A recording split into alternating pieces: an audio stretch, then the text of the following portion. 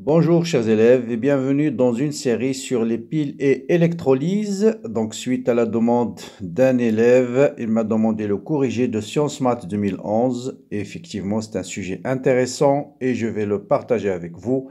Ensuite, je vous donne un deuxième exercice sur l'électrolyse et une application très intéressante de l'électrolyse, c'est de galvaniser les lignes, les plaques de fer par exemple. Donc les entourer par un métal, par le cuivre par exemple. Bien, pour bac 2011, on va étudier la pile suivante. Donc on vous dit l'objectif de cet exercice est l'étude d'une pile de concentration cuivre-cuivre. Ça qui dérange un peu, les deux électrodes sont des électrodes de cuivre. La pile représentée dans la figure 2 est constituée de quoi? Premier bécher contenant un volume ici de 50 ml de solution S1 de sulfate de cuivre de concentration C1 dans laquelle est plongée une lame de cuivre. Donc vous avez une lame de cuivre et une lame de cuivre. Vous avez une solution de sulfate de cuivre là aussi. C'est les mêmes solutions, même électrode et même volume. Bien. Un pot ionique, bien sûr, pour assurer la fermeture du courant électrique et pour assurer aussi l'électroneutralité des deux solutions. D'accord. Ensuite, un ampèremètre, bien sûr, et un interrupteur. On représente, voilà, il faut attention, par Cu de plus 1, les ions Cu de plus 1 que dans le bécher 1. Donc, dans ce bécher, on va les noter Cu de plus 1.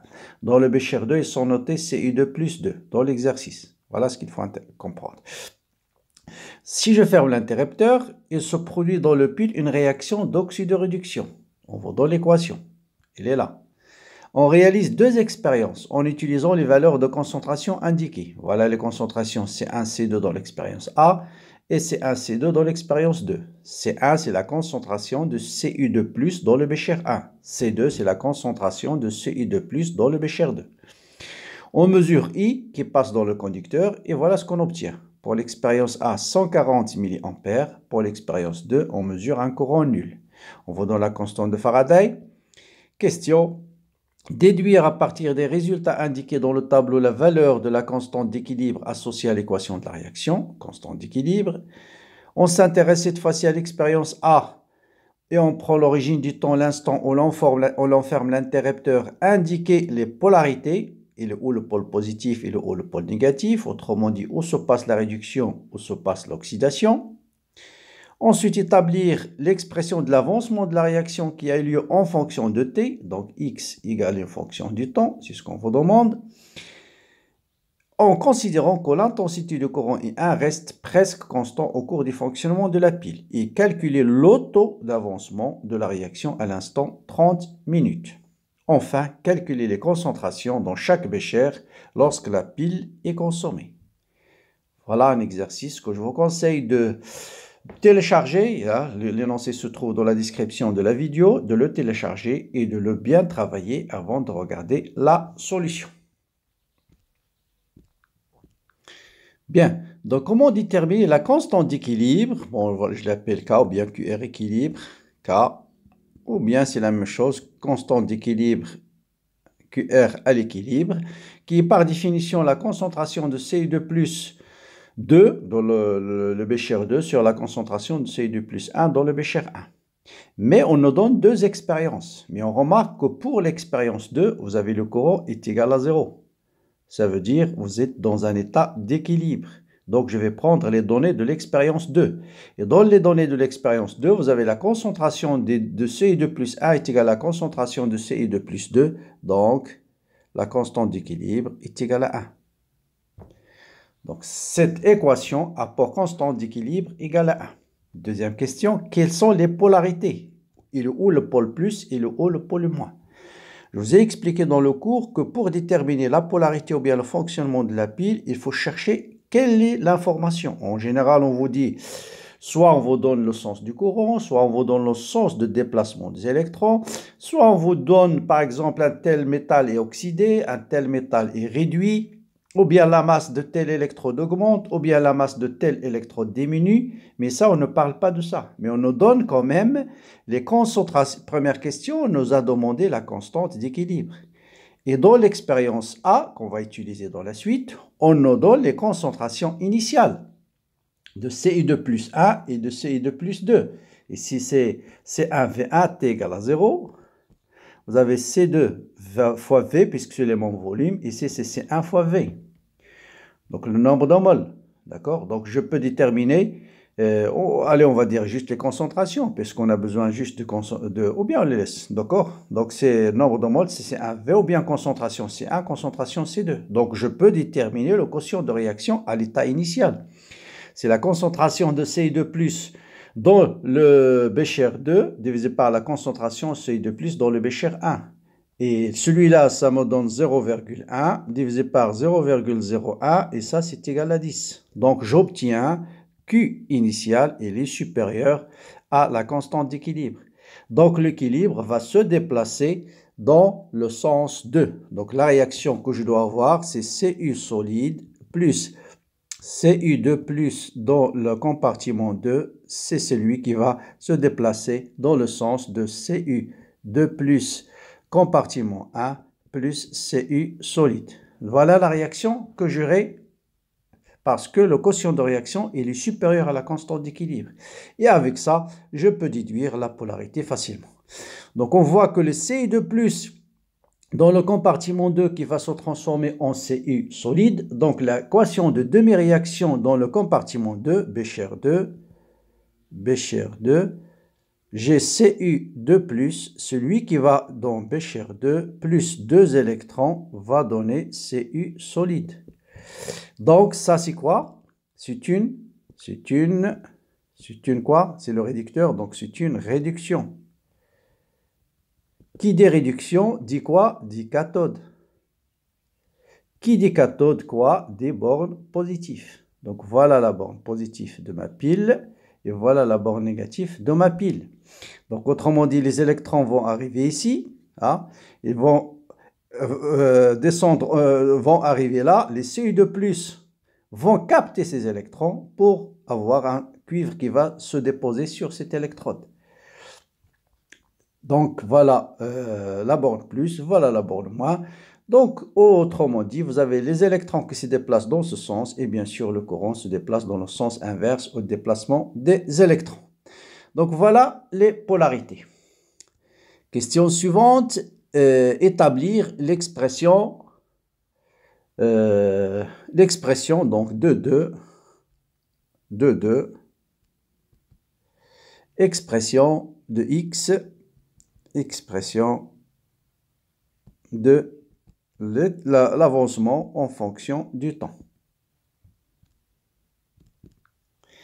Donc, pour déterminer X en fonction du temps, on revient toujours sur l'équation de la réaction qui a lieu. À T égale à 0, vous avez un nombre de moles C2V de C2+ dans le compartiment 2, C1V dans le compartiment 1. À un instant T, je vais avoir C2V moins X, puisque les mêmes volumes, et C1V plus X. Quel est le nombre de moles d'électrons échangés? D'après l'équation des deux demi-réactions, vous voyez bien que le nombre d'électrons échangés, c'est 2x. Donc, c'est 2x. Donc, on va déterminer x. Donc, le nombre de moles d'électrons est égal à 2x. Donc, x est égal au nombre de moles d'électrons sur 2. Or, le nombre de moles d'électrons, c'est quoi? C'est la quantité d'électricité échangée sur le Faraday. Et la quantité d'électrons échangés, c'est le courant fois le temps sur 2 fois le Faraday. Donc, je trouve tout simplement que mon x est égal à I divisé par 2 fois la constante de Faraday fois le temps. Voilà la relation qui permet de lier x à t. Bien. Comme application, on ne me dit pas de calculer x, et ça ce qui est un peu question, faire attention aux questions. Là, on me dit déterminer l'expression de l'avancement qui a eu lieu en fonction du temps. Ensuite, question, calculer le taux d'avancement de la réaction à l'instant t. Comme application numérique, on me dit de calculer taux à l'instant t égale à 30 minutes. Bien. Donc, je dois d'abord exprimer l'expression de taux. Bon, vous savez bien sûr que taux c'est quoi? Taux, c'est x sur x max. D'accord? Donc, x final sur x max. Taux, on me dit ici à l'instant t. Donc, c'est juste l'avancement de x à l'instant 30 divisé par x max. Or, x max, on va le déterminer à partir du tableau d'avancement. Vous voyez bien que x max, c'est C2 fois V. Donc, la pile va s'arrêter lorsqu'il n'y a plus de CI de plus dans le compartiment 2. Donc, je vais avoir x sur C2 fois V. Comme application numérique,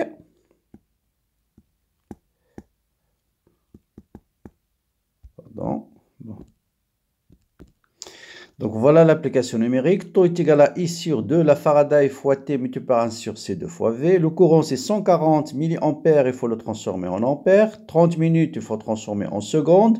Ensuite C2 c'est 0,1, le volume c'est 50 millilitres, il faut le transformer en litres. Et vous allez faire une application numérique, vous allez trouver 0,26 ou bien taux égal à 26%. Bien, donc, quand la pile est consommée, ça veut dire qu'on atteint l'état d'équilibre, ça veut dire le quotient de réaction de cette équation va être égal à la constante d'équilibre. Or, on a montré dans la question 1 que la constante d'équilibre est égale à 1. Ça veut dire le nombre de moles à l'état final de CI2 plus 1 dans le compartiment A est égal au nombre de moles de CI2 plus A au compartiment 2, puisque la constante d'équilibre est égale à 1. Donc, je peux déduire x final, donc c'est 1 V1, C2 moins C1 fois V égale à 2x final. Application numérique, je trouve x final de 25, 10 moins 3 mol. Bien, si vous avez déterminé x final, vous pouvez déterminer bien sûr les deux concentrations. Puisqu'ils sont égales, on va calculer une seule. On va calculer par exemple C2 fois V moins x final sur V. Donc, ça vous donne C2 moins x final sur V. Et comme application numérique, C2 c'est 0,1, x final c'est 2,25, 10 moins 3, V c'est 50, 10 moins 3, je simplifie par 10 moins 3, et je trouve 5,5, 10 moins 2 mol par litre. Donc voilà pour cet exercice qui est intéressant. Je passe à un exercice sur l'électrolyse cette fois-ci. Bien là, voilà l'exercice. Donc, l'un des procédés utilisés pour protéger l'acier de la corrosion est de l'isoler de l'atmosphère en le recouvrant d'un revêtement métallique. Vous voyez bien les fils qu'on utilise en général, ce sont des fils galvanisés. Les plaques d'acier sont ainsi recouvertes d'une fine couche de zinc. On dit qu'ils sont galvanisés. Pour cela, donc vous voulez sécher vos vêtements sur les maisons, on utilise en général des fils galvanisés pour qu'ils ne subissent pas d'oxydation. Donc pour cela, on procède à l'électrolyse d'une solution aqueuse de sulfate de zinc, Zn2+, SO4 dans ce bain électrolyte. Voilà, ça c'est le sulfate de zinc, Zn2+, SO4 On plonge une plaque à recouvrir, donc voilà la plaque à recouvrir, et on utilise une lame de zinc comme seconde électrode. Voilà le zinc. Donc ça, c'est une plaque de fer qu'on va essayer de déposer une fine couche de zinc sur cette plaque de fer. Voilà le but. Et cette phrase contient l'information. On veut recouvrir la lame de plaque de fer avec du zinc. Les questions. La demi-équation électronique traduisant la transformation ayant lieu sur la plaque de fer, qui va être recouverte de zinc. Le sens, à partir de cette équation, vous allez déterminer le sens de déplacement du conducteur dans le conducteur métallique, sens de déplacement des électrons ici.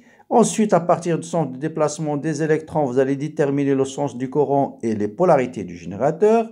Ensuite, la demi-équation électronique traduisant la transformation à ion sur la lame de zinc.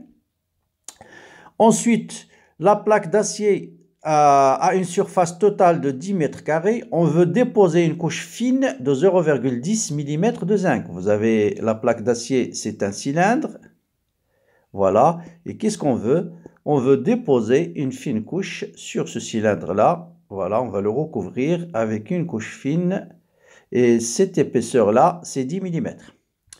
On vous dit l'intensité du courant, on vous donne la masse volumique de zinc, la masse molaire, le nombre d'Avogadro, la charge de l'électron, 10-19, et la constante de Faraday. Calculez la masse de zinc à déposer. en déduire la quantité d'électrons devront traverser le circuit et en déduire la durée d'électrolyse. Là aussi, c'est un sujet très très intéressant qui résume tout ce que vous devrez savoir sur l'électrolyse. Bloquez la vidéo, essayez de le travailler, de le bien travailler avant de regarder la solution. Bien, donc on va essayer d'écrire la demi-équation qui est sous forme demi-équation électronique utilisant la transformation ayant lieu sur la plaque de fer. Voilà la plaque de fer. Qu'est-ce qu'on va faire sur cette plaque? On va déposer, comme j'ai dit, le zinc. Et qui dit dépôt de zinc dit que la demi-équation, c'est quoi? C'est le zinc de plus qui est en solution, Zn de plus, doit capter les électrons pour se transformer en Zn solide. Donc vous allez avoir la demi-équation Zn de plus 2 électrons va donner Zn solide.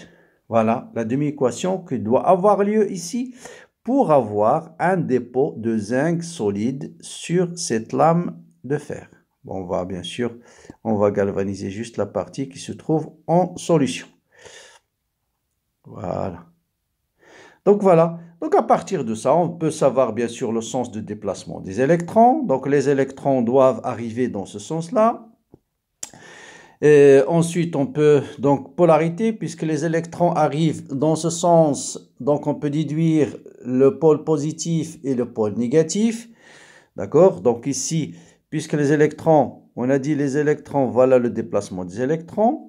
Donc déplacement des électrons. Donc le déplacement du courant, c'est le sens inverse. Le courant sort par la borne positive du générateur. Donc voilà les polarités du générateur. Donc dans cette électrode, voilà les polarités. Qu'est-ce qu'on peut dire encore? Donc ça, bien sûr, c'est une réduction. C'est le réducteur qui forme. Qui dit réduction dit cathode. Et vous voyez bien que la cathode ici, qui dit cathode, bien sûr, réduction cathode et oxydation, c'est l'anode. Bien. Donc, c'est cette lame de zinc qui va fournir les électrons. Donc, la demi-équation qui va avoir lieu ici, cette fois-ci, c'est plutôt le zinc solide qui va se transformer en Zn2+, Aq, plus quoi? Plus 2 électrons. Donc, c'est le zinc solide qui va fournir les électrons. Ces électrons vont se déplacer dans le circuit extérieur dans ce sens-là, sens de déplacement des électrons, et bien sûr le courant dans le sens inverse. Donc, la lame de zinc, cette lame de zinc, il va subir quoi? Il va subir une oxydation. D'accord? Va subir une oxydation. Bien.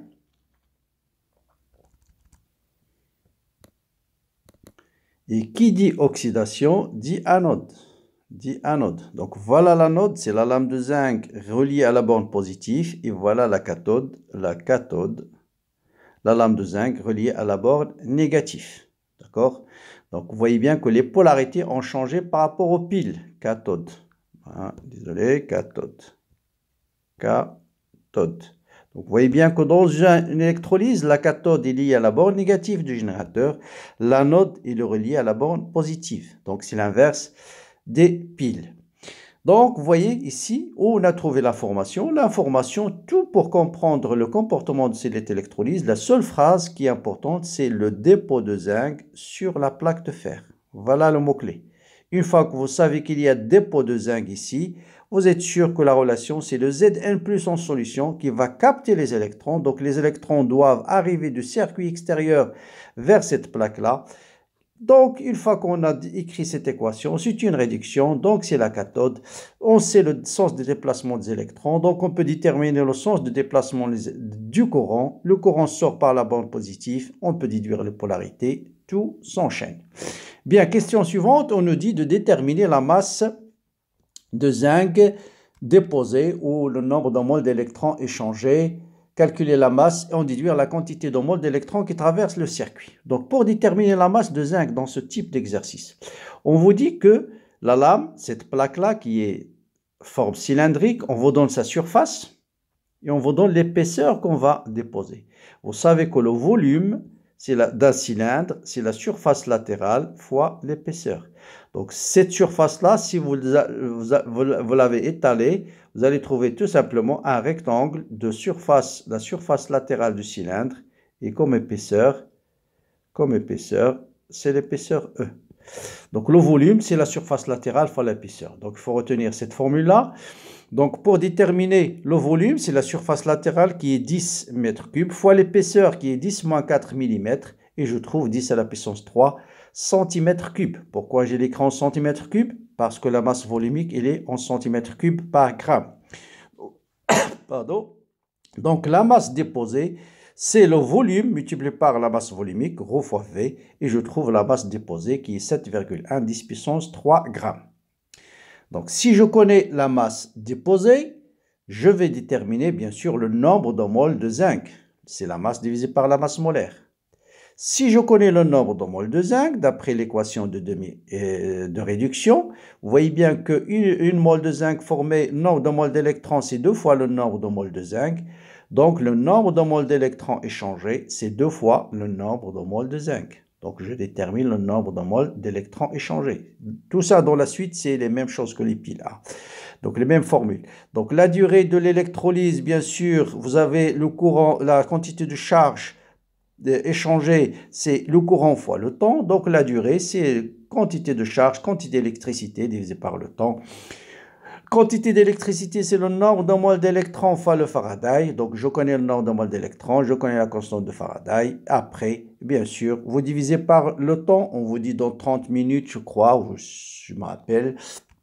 Vous divisez par le temps qu'on vous donne et vous allez déterminer, bien sûr. Donc, on vous donne l'intensité du courant, voilà, constante de Faraday, charge des électrons et voilà, donc on peut déterminer le temps de l'électrolyse total. Donc voilà. Donc ça c'est le temps qu'on a calculé, c'est le temps nécessaire en fait pour déposer la couche qu'on nous donne, c'est-à-dire cette couche ou ce volume-là de 10 cm3 de zinc. Donc pour déposer une couche de surface S et d'épaisseur 0,1 mm, il faut un temps de combien? De 2,1 10 puissance 4 secondes. Voilà pour ce sujet que j'aimerais bien sûr partager avec vous comme d'habitude. N'hésitez pas vous-même de le partager avec vos amis pour que l'information soit utile pour tous. Voilà, comme d'habitude, bon courage, bonne continuation, ciao ciao et à bientôt.